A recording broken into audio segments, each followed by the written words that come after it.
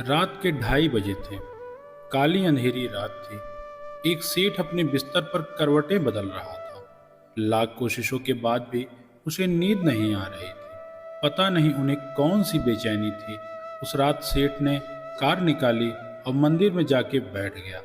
भगवान की मूर्ति के सामने जाकर प्रार्थना करने लगा। उस अंधेरी रात को एक और आदमी भी उसी मंदिर में आकर भगवान की मूर्ति के सामने बैठा था। उदास निराश आंखों में आंसू भरे। ऐसा लग रहा था मानो उसका मौन भगवान से ढेर सारी बातें कर रहा है। सेठ ने उस आदमी से पूछा, क्यों भाई, क्या हुआ है तुम्हारे साथ? काहे इतने उदास हो? आदमी ने जवाब दिया, मेरी पत्नी अस्पताल में है। सुबह अगर ऑपरेशन ना हुआ तो वह मर जाएगी और ऑपरेशन के लिए मेरे पास पैसे नहीं हैं। उसकी बातों को सुनकर सेठ ने अपनी जेब टटोली। जितने पैसे उसके जेब में थे सारे के सारे उस आदमी को दे दिए। उस गरीब आदमी के चेहरे पर उम्मीद की एक किरण नजर आने लगी। सेठ ने उसके हाथ में अपना कार्ड रखते हुए कहा, इसमें मेरा फ़ोन नंबर है और पता भी है, और पैसों की ज़रूरत होगी तो बिना किसी हिचकिचाहट के इस नंबर पर फ़ोन कर देना। उस आदमी ने कार्ड वापस करते हुए कहा, मेरे पास उसका पता है, मुझे इस पते की ज़रूरत नहीं। सेठ ने आश्चर्य से पूछा, किसका पता है तुम्हारे पास? उस आदमी ने जवाब दिया, उसी का पता है जिसने इस काली अंधेरी रात को 2:30 बजे आपको यहाँ भेजा है। उसका पता है मेरे पास। एक बार उसके होने पर विश्वास तो करके देखिए, फिर आपको किसी के पते की जरूरत नहीं। उसके होने का विश्वास ही आपके प्रार्थनाओं को दिल से निकालेगा, और अगर प्रार्थनाएं दिल से निकलेगी और उन प्रार्थनाओं में विश्वास शामिल होगा तो प्रार्थनाएं जरूर कबूल होंगी।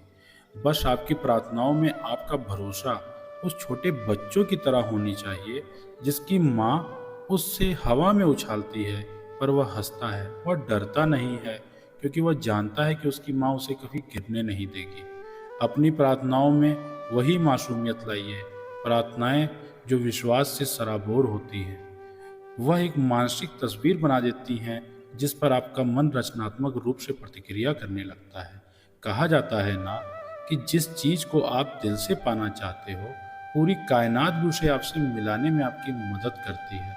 किसी ने सच ही कहा है, मांगो और तुम्हें मिल जाएगा, खोजो और तुम पालोगे, खटखटाओ और तुम्हारे लिए द्वार खुल जाएंगे। आपको पूरे विश्वास के साथ प्रार्थना करनी होगी, पूरे विश्वास से मांगना होगा, तभी आपको मिलेगा। प्रार्थना करना सिर्फ एक मानसिक कर्म है, पर विश्वास उस मानसिक कर्म को मानसिक तस्वीर में बदल देता है। उन चीज़ों को घटते हुए महसूस करो जिसके लिए आप प्रार्थना कर रहे हो, तभी प्रार्थना पूरी होगी, तभी प्रार्थना कबूल होगी, तभी उसे स्वीकृति मिलेगी। और कहा भी गया है कि एक तस्वीर 1000 शब्दों के बराबर होती है। एक बार की बात है, रामपुर नाम का एक छोटा सा गांव था। 4 साल बीत गए थे। रामपुर में बारिश की एक बूंद तक न बरसी थी। धरती तरस गई थी, लोग बेहाल हो गए थे। सब लोग ईश्वर से प्रार्थना करते थे, बारिश कर दे ए मेरे मालिक, धरती सूख रही है। उस गांव का एक किसान रामू एक दिन पूरे परिवार के साथ प्रार्थना में बैठा, जिसमें उसकी पत्नी, 6 साल की बेटी मुन्नी, 4 साल का बेटा राजू था। रामू हाथ जोड़कर भगवान के सामने बैठ गया। रूंधी हुई आवाज में आंसुओं को आंखों के भीतर छिपाकर बोला, सुना है भगवान, बच्चों की बहुत जल्दी सुनता है। चलो हम सब मिलकर ईश्वर से बारिश के लिए प्रार्थना करते हैं। सभी अपनी अपनी तरह से प्रार्थना करने लगे। मुन्नी ही मन भगवान से कह रही थी, मेरे बाबा बहुत परेशान हैं, आप तो सब कुछ कर सकते हैं, हमारे गांव में बारिश कर दीजिए ना। पूजा के बाद सब लोग उठ गए। रामू कुछ काम से बाहर जाने लगा। तभी, आप कहाँ जा रहे हैं बाबा? मुन्नी बोली। बस खेत तक ही जा रहा हूँ मुन्नी, बाबा बोले। बाबा रुको, अपने साथ छाता ले जाओ। मुन्नी दौड़कर अंदर गई और अपने साथ छाता ले आई। छाता देखकर रामू बोला, अरे मुन्नी, भला अब इसका क्या काम? शाम होने को है, धूप तो कब की जा चुकी है।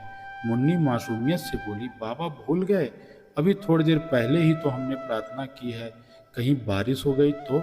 मुन्नी का जवाब सुनकर रामू तो स्तब्ध रह गया।